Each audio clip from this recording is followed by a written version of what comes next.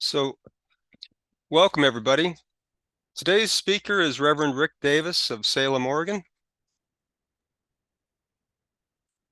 His topic will focus on Reverend Samuel Joseph May, whose career spanning the early 19th century into the Reconstruction period has been an inspiration to Reverend Davis and others.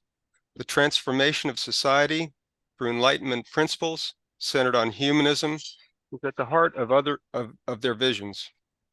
Reverend May was a champion of freedom and civil rights for Blacks, women's equality, and better working conditions for all, positions that were on the fringe even in New England. Like May, Reverend Davis is no stranger to criticism and censorship by colleagues for going against established thought and dialogue. Reverend Davis served as good officer to Reverend Todd Eckloff during the Gadfly Papers controversy. His Good Offices Account chapter for the Fifth Principles Project should be required reading for every Unitarian and Universalist. And now, I will light the chalice now. This is Bob Meyerson of Hayward, California. Yeah. We use this flame to light the chalice for today's worship. Fire, like so many things on earth, can be a deadly menace or a glorious benefit to humankind. May this flame bestow upon this gathering the wisdom to use this time for understanding and knowledge. Now we'll hear some more music.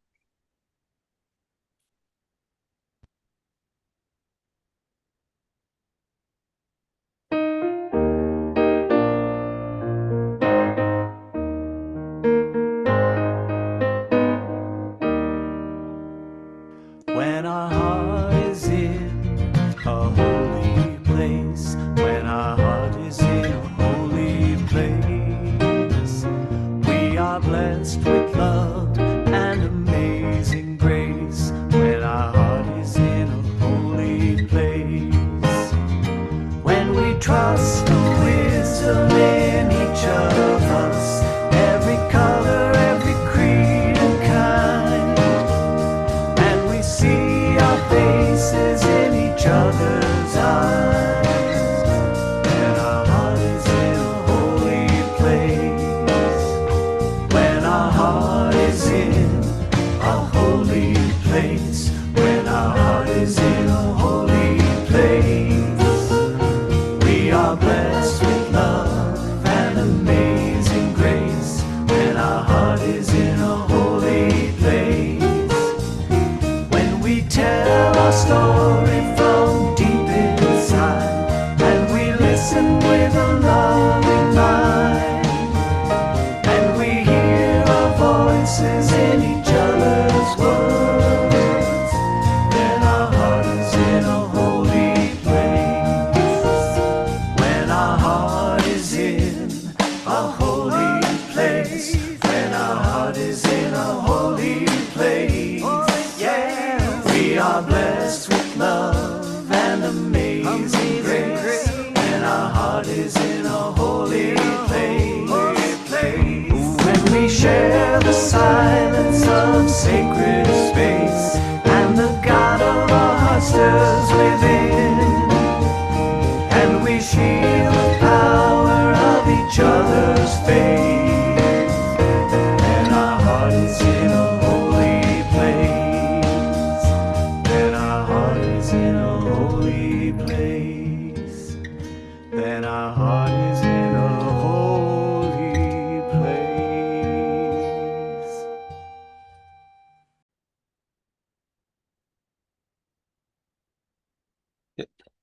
Now we'll hear a reading from Reverend Rick Davis on Samuel Joseph May.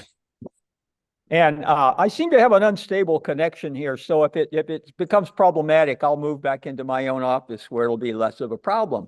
But I wanted to start with a reading from the memoir of Samuel Joseph May, which is a book I'll be mentioning in my homily in just a second. But this is from Samuel Joseph May's memoir, and it's a strange book. It's an autobiography mixed with a biography other people wrote in it too. But Samuel Joseph May, a young Unitarian minister, is recalling a certain night in 1830. It happened in the good providence which shapes our ends that I was on a visit in Boston in October 1830. An advertisement appeared in the newspapers that during the following week, W. Lloyd Garrison offered to the public 3 lectures in which he would exhibit the sinfulness of slaveholding, expose the duplicity of the Colonization Society, revealing its true character, and in opposition to it would announce and maintain the doctrine that immediate, unconditional emancipation is the right of every slave and the duty of every master. The advertisement announced that this lecture would be delivered on the Commons unless some church or commodious hall should be preferred to him gratuitously. If I remember correctly, it was said that Mr. Garrison had applied for several of the Boston churches and been refused.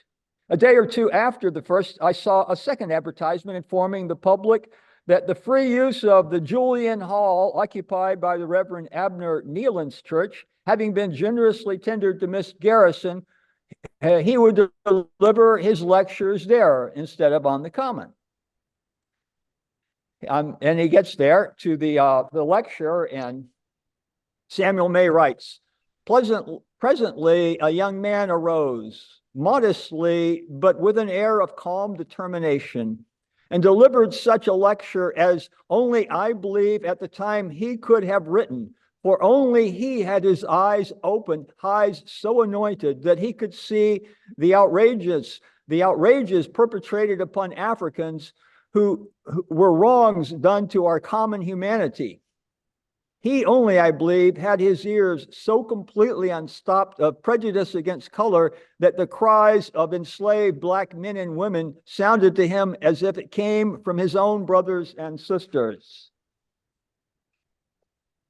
Never before, writes May, was I so affected by the speech of a man.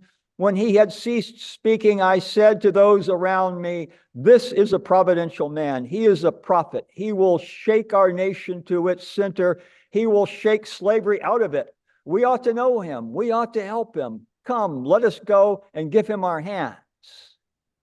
And then he went and met Garrison, and they went, and we sat with him until 12 that night, listening to his discourse, in which he showed plainly that immediate, unconditional emancipation without expatriation was the right of every slave and could not be withheld by his master an hour without sin.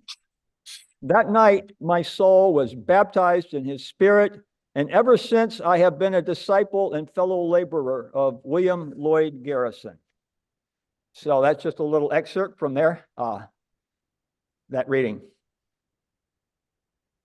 Would you like to show the picture of Garrison? Why don't we do that? Why don't you show a picture of May?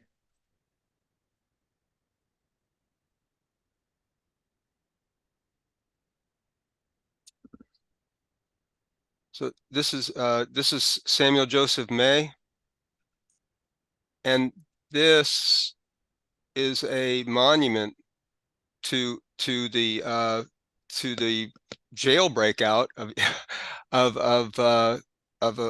a black man who was imprisoned there in New England, and that's a monument that's up there in Syracuse, New York. And that's Samuel May. He's in there too.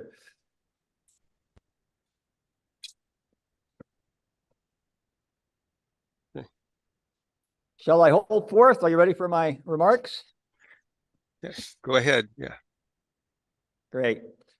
Well, you know, studied for the Unitarian Universalist ministry in a liberal Christian seminary. It was Emory University in Atlanta, and I was the only Unitarian Universalist in the student body at that time. So I was on my own when it came to learning about the religious tradition in which I aspired to serve, Unitarian Universalism. I tried to take a course at Meadville Lombard during the summer, but Meadville Lombard in Chicago, a UU seminary, but they canceled the class. So it was just me and a large stack of required books to read during the summer break. They were good and thoughtful books by serious scholars, but they were not exactly page turners.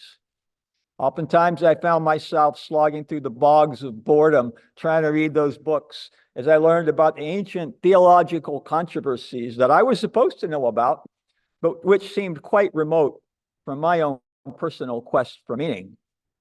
But I read on with a sense of yearning. I was looking for something, but I couldn't even have told you what it was at the time. Grateful as I was for the ideas of the brave and brilliant thinkers, admirable figures who laid the foundations of our free faith liberal tradition, endless reflection upon abstract theological matters they championed, it was thin gruel for my hungry soul. I needed something else. And then one evening, as I was reading one of these books, my eyes suddenly came upon a few brief paragraphs about a 19th century Unitarian minister I'd never heard of. Something about this brief account, it just really grabbed me, and it became an encounter. Something in me was kindled, lit up, and I thought to myself when I read about this minister, that's the kind of minister I want to be. I marked off this passage and I made a mental note of this minister's name, thinking that one day I'd do more research on him, because that was the only mention of him I found in all the historical literature I was required to read by the Ministerial Fellowship Committee. Well, before I had a chance to do any research came the daunting day when I had my appointment with the Ministerial Fellowship Committee. That's that group of people empowered to decide my vocational fate. And depending upon how well I preached and answered their probing questions during my appointed interview in Berkeley in 1986, they would either welcome me into the Unitarian Universalist ministry, or they would tell me that the past 3.5 years of my life had been misspent and that I'd need to find some other calling. So this would be a higher wire, high pressure moment for this young minister. Would I choke and fail as I feared, or would it go better than this dire narrative my fears were conjuring up in my worried mind in the late hours of the night before I saw the Ministerial Fellowship Committee? But then I had my day with them, and the very first substantive question came to me from the chair of the committee, the Reverend Nick Cardell, who I did not know from Adam. And he asked me, "Who is your favorite figure in our movement's history, the one who most inspires you?" Now, I'm sure there was a top 10 list of favorite UU historical figures that students in those days typically selected when they were asked this predictable question, although I did not anticipate the question. But my choice, this obscure 19th century minister I had stumbled upon during my studies, was not on the official list and wouldn't have made the top 50. In fact, I've never met a Unitarian Universalist minister who even knew who he was until I told them about him. When I read the history of the Unitarians and the Universalists, practically half of the book is dedicated to biographies of prominent Unitarian Universalists. May is not mentioned here at all. It's as though he doesn't exist. So it's amazing probably that I knew about Samuel May. And when I gave my answer, Reverend Nick Cardell, the chair of the committee, he appeared stunned. And then he narrowed his eyes and he asked me, "Did you just say Samuel May, Samuel Joseph May, that is your favorite figure?" What I did not know, what I did not realize, was that Nick Cardell was the senior minister of the May Memorial Society in Syracuse, New York, named after the figure I had just named, and that Samuel May was also Nick Cardell's favorite Unitarian Universalist. So he liked my choice very much. And in his happy eyes, I could see that my answer was a home run, a hole-in-one, a touchdown, and a three-pointer. We were off to a good start.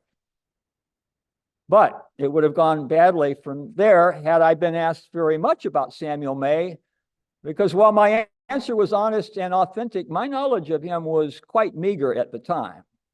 This was in the days before online Google searches, and you had to search through library stacks to do research, and you'd be lucky if you ever found anything. Yet now, knowing what I know about Samuel May helps me better understand why Reverend Nick Cardell ended up in federal prison just a few years after this interview in 1986. When Nick was a very young man, he fought in World War II at the Battle of the Bulge. And one day, he and his buddies heard a growing roar, which became ever more deafening. And they looked up in the sky and they saw vast swarms of American bombers flying in mass formation to deliver death and destruction to a hated enemy. And now a great roar arose from the throats of the Allied soldiers, and Nick cheered along because the days of the Nazis were nearly over. Hurrah! The war was not over, however, before Nick became a POW of the Germans. One day, he and other POWs were being forced marched along a road, and they walked past the lifeless body of a 3-year-old girl lying in a ditch. She had been killed by the Allied bombing. Nick always believed this war against Nazism was necessary, but this was a searing, heartbreaking sight. He could never erase that image from his mind's eye. In a similar vein, the 19th century Unitarian minister Samuel Joseph May, a New Englander, he had his own searing sight moment as a young man. On a tour through New England in the late 1820s, he was riding along with other passengers through the countryside. And as they rolled along, May spied a long line of convicts being led along in leg manacles, all chained to one another. And the sight of these felons made him sad. But then suddenly the shocking truth dawned upon him. These men, all of them black, he suddenly realized they were not convicts, they were slaves. He had grown up and lived in a New England bubble and had been shielded from direct view of America's peculiar institution of slavery, even as it greatly enriched New Englanders. But now that he saw the practice up close and personal, he was overwhelmed at the awful reality of it. A whole race of humankind was being robbed of their free lives for the purposes of exploitation. And this was for Samuel May, this vision of these black men being led off deeper into the South, probably to work in the sugar plantations down in Louisiana, where they would surely live short lives. This was a vision of hell on earth for Samuel May, and he blurted out in that carriage, "I am ashamed of my nation and of my race." This did not go over well with the others in the carriage, but no matter. This was the sight that ignited his vision for the future direction of his ministry. As for me, however, I lost sight of Samuel J. May after that interview with the Ministerial Fellowship Committee. In the early years of my ministry, Samuel May began to fade a bit from memory. But then one day I was walking through the stacks at the Claremont School of Theology in Southern California, not far from the first congregation I served, Emerson Unitarian Church in Canoga Park, California. And I was walking along the library, Claremont School of Theology, and the title on the spine of one book suddenly caught my eye. It was The Life of Samuel Joseph May. It was a very old book printed in the late 19th century, just after the Civil War. And I wondered, what the heck is this book doing in the stacks of the Methodist Theology School? But I checked it out and read it. And this delightful biography was the key I needed to enter his world, to enter Samuel Joseph May's world. And I began to learn so much about his amazing life and ministry. And now I have access to a vast trove of resources online. This book from which I read this morning for the reading, it was a fun discovery, and it only served to confirm what I had declared to the MFC. And thus it was that Samuel May became my ancestral soulmate and mentor, because I know rare spiritual greatness when I see it. Maybe I should say true spiritual greatness, because I think we all have the potential. But May was a rare spiritual genius, I think. Many others have recognized and celebrated Samuel Joseph May's greatness, even though he's largely ignored by Unitarian Universalists. And this is such lamentable ignorance, because it's important, to me at least, to have those actual role models who wake me up to life's greatest potential and promise, who uplift and challenge me by their example. And the more you know and make friends with such people, the better off you'll be. You'll search in vain for critical judgments of Samuel May among his contemporaries.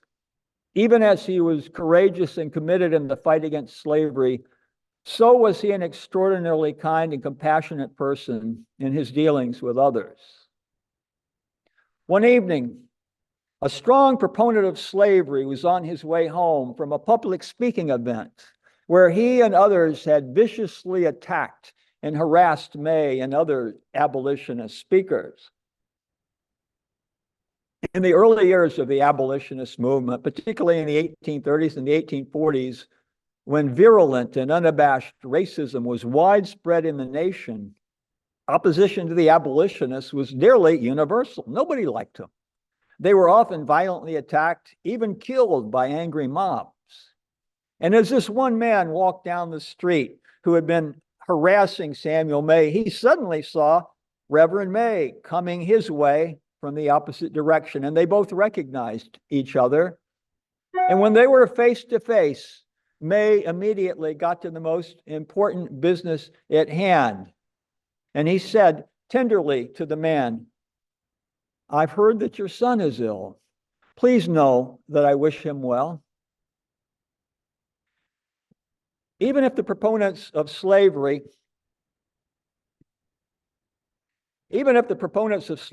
were blind to the humanity of Black people, May always resolved to see and honor the humanity of everyone, including the pro-slavery abolitionists.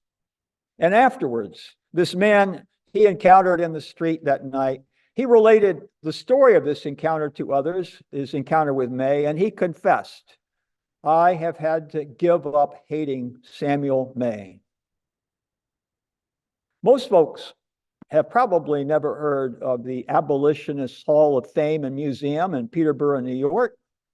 But if you do go there, you'll see that only 29 abolitionists, those who actively and effectively fought to end chattel slavery in the US, only 29 people have ever been inducted. It's an extremely select group of amazing figures.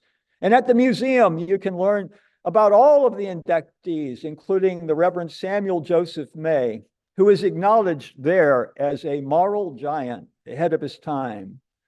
That's how he's remembered at that museum, a moral giant ahead of his time.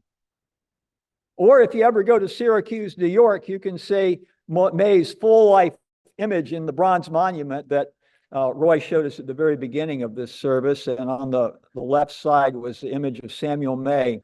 It's in the center of town in Syracuse, New York. And it's commemorating the rescue of a runaway slave, William Jerry Henry, who had been apprehended by authorities and was about to be taken back into slavery. And May helped plan and participated in this rescue, and he personally harbored hundreds of other escaped slaves as they made their way to freedom in Canada. And this was but a small part of all he did for the anti-slavery cause for more than 3 decades. I have a biography of William Lloyd Garrison. It's called All on Fire. And that title comes from Samuel Joseph May, who said to Garrison, "You're all on fire." And Garrison said, "I have to be all on fire to melt the mountains of indifference, the icy mountains of indifference."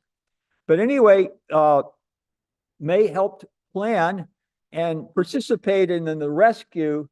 and he harbored all these hundreds of slaves on their way to freedom. But that was just a small part of what he did. For his role in busting Jerry Henry out of jail in defiance of the Fugitive Slave Act of 1850, Reverend May and other co-conspirators were indicted. Yet by this time, public opinion in the North had shifted such that the authorities chose to never bring this to trial. On the other hand, Nick Cardell was put on trial and he was convicted, and he served a 6-month sentence, as he fully expected he would be, for trespassing on the grounds at the School of the Americas in Fort Benning, Georgia. It's now named Fort Moore. And what led Nick to take such a dramatic step over the line? It was a trip he had taken earlier to Central America. And there in Central America, he saw direct evidence of greater atrocities than he had seen in World War II. He saw where an entire village of civilians had been raped and tortured and murdered by soldiers from the government, soldiers who had been trained at the School of the Americas, or the School of the Assassins, as the Central American soldiers themselves called it. Let's go to the School of the Assassins up in Norte Americana. And there they learned how to do this kind of thing. So Nick felt compelled to put a stop to our government's role in this madness. And at his trial, Nick Cardell stated, "Now, since I have come to know who was responsible for those horrors, the ones I mentioned just a moment ago, graduates of the School of the Americas committed those rapes and tortures and murders and massacres," Nick Cardell told the court that day. "But the ultimate responsibility," he said, "Your Honor, lies with you and me and with every American citizen. It is our taxes and our acquiescence that maintains and sustains the School of the Americas." When Nick Cardell took this dramatic act of protest, I also know that one essential motivating force was the example, the spirit of Samuel Joseph May, who Nick Cardell knew and admired. He's the only other UU minister I've ever met who shared my love for our great ancestral soul friend, our friend Sam May, who showed us that if we truly love humankind, we are called to confront cruelty and abuse and dehumanization whenever we see it. Yet even as this dedicated soul did this hard work for so long, he stayed spiritually grounded. He was unfailingly kind and compassionate, always seeking the good to be found in difficult moments. And when the abolitionists bitterly quarreled amongst themselves, it was always Samuel May who was the one who stayed civil and remained friendly with all parties. Samuel May lived to see slavery abolished in America. And when he died in 1871, a great many people from across the theological spectrum gathered to mourn his passing and to commemorate his life, and for some to speculate on his afterlife. A leading Catholic priest at the service was heard to say that if the Unitarian Sam May, who had showed his profound love for humankind in so many countless ways, if he couldn't get into heaven, then nobody could. As for me, Samuel J. May reminds me that we should not be so concerned about getting into heaven as we are about putting an end to hells on earth. Abstract ideals are great, but unless I have seen or known others who have lived them out, who embodied them in thought, word, and deed, I cannot embody them myself. When you have not seen these sacred values come to life in the life of others, you might doubt that it is possible. But when you have seen such spiritual beauty come to life in others, you will realize that the possibilities are endless for a love that is boundless. A few years ago, just as I was coming off a sabbatical, I learned that my friend and colleague, Reverend Todd Eckloff, had released his book, The Gadfly Papers, and had been roundly condemned by those who made utterly groundless allegations about the book. 500 of my ministerial colleagues, now it's 499, I think, one of them retracted it, but many of my colleagues, ministerial colleagues, signed a letter of censure against Todd that showed not even the faintest hint of compassion. The document is online. It's called the White Minister's Letter, and it's one of the ugliest, spiritually bereft documents I've ever read. And when I read it, I got angry, because just as Samuel May did not like to see enslaved bodies, so do I not like to see minds enslaved to divisive ideology. And in that moment, I knew I would not be enslaved to fear of the wrath of the UUA and the UUMA, and I would stand by my friend and our free liberal faith.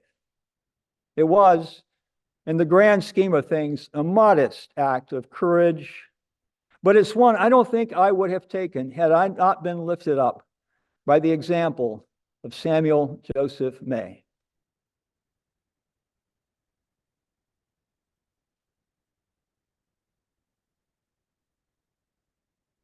I hope you were all able to hear that and that didn't fade out while I was speaking. So raise your hand if you could hear me. I wasn't sure. I was looking at a text the whole time and I wanted to. When you get me, you get Beethoven. You're always going to listen to some Beethoven because I love Beethoven. We're going to meditate now to the 24th Diabelli variation of Beethoven. There are 33 of them. This is sort of like a mystical break in the middle of the 33. And I invite you to listen to this music and just think of the great souls in your own life who inspire you, who make you more than you would be had you not encountered them. So let's just have some music during our meditation.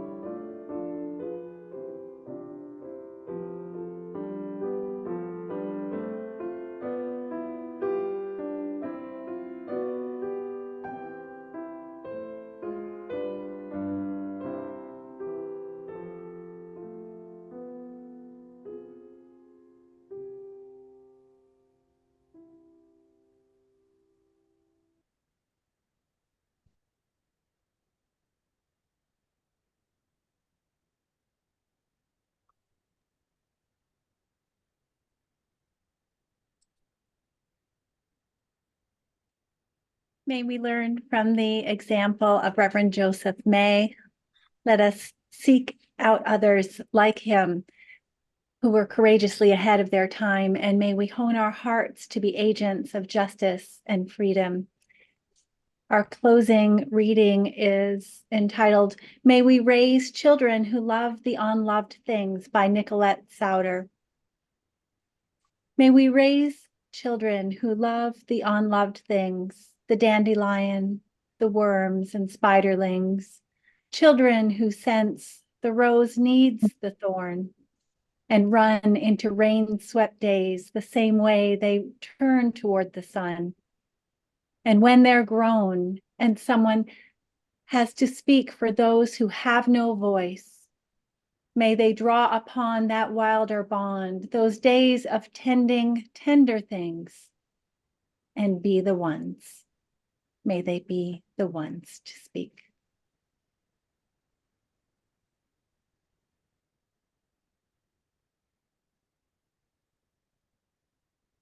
We extinguish this flame in the hopes that the light it has provided has been a conduit toward our understanding and our knowledge.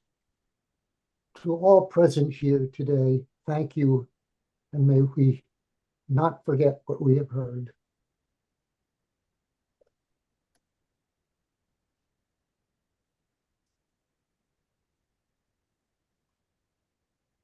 I have just a few announcements, maybe more than a few, but there are a few things I think that everyone would like to know about.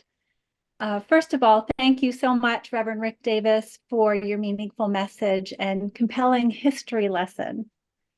Thank you to everyone here for joining us today. We hope that you stay and mingle with one another during our online version of Coffee Hour. A couple of notes about the NAUA. Top of the list is that the NAUA appreciates your support, and if you would like to donate to the NAUA, checks can be mailed to the NAUA, and I'll put it into the chat, the address in Spokane, Washington, and there's also a link that you can pay via PayPal, and I'm putting that all into the chat right now. There's and of course we have one of those if you would like to click on the QR code.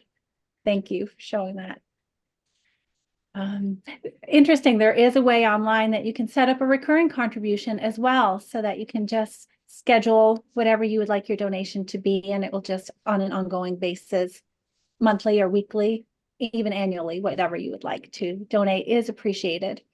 There are several upcoming events. I'm going to place that into the chat as well, where you can find the link for, as the NAUA grows, so do our loving volunteers who offer a variety of ways for us to connect with each other through the month. And there are now a Tuesday and Saturday bi-monthly gathering circles. There are, oops, my screen just flipped. We have a book club as well. There is let me see, that's led by Jack. The NAUA Academy Talks are very popular. The next one is presented by Ken Ing. It's entitled I Before We Accept Overseas, Tracing the Roots of Our Multi-Century Identity Crisis. And that's going to take place on March 12th. We have a minister's support group, which has been really a comfort and a source of inspiration for our ministers. It's on, the next meeting is on Thursday, February 2nd. And if you've not already done so, I would encourage you to subscribe to communication with the NAUA, especially the newsletter email list, so that you can receive it right in your inbox. I'm going to put a link for that as well in the chat, so that if you haven't gotten your current edition, that you can find it there, as well as all of the archived ones are there. And if you don't already know this, I have wonderful news to share. The long-awaited NAUA Summit is going to take place. It's scheduled on October 17th through the 20th in Spokane, Washington. And I believe it's being hosted right at Reverend Todd Eckhoff's church. So mark your calendars, October 17th through the 20th, to attend in person if you can. And there will also be some online components as well, I believe. So that's it for the announcements that I have. I would like to invite you to stay and enjoy some fellowship together.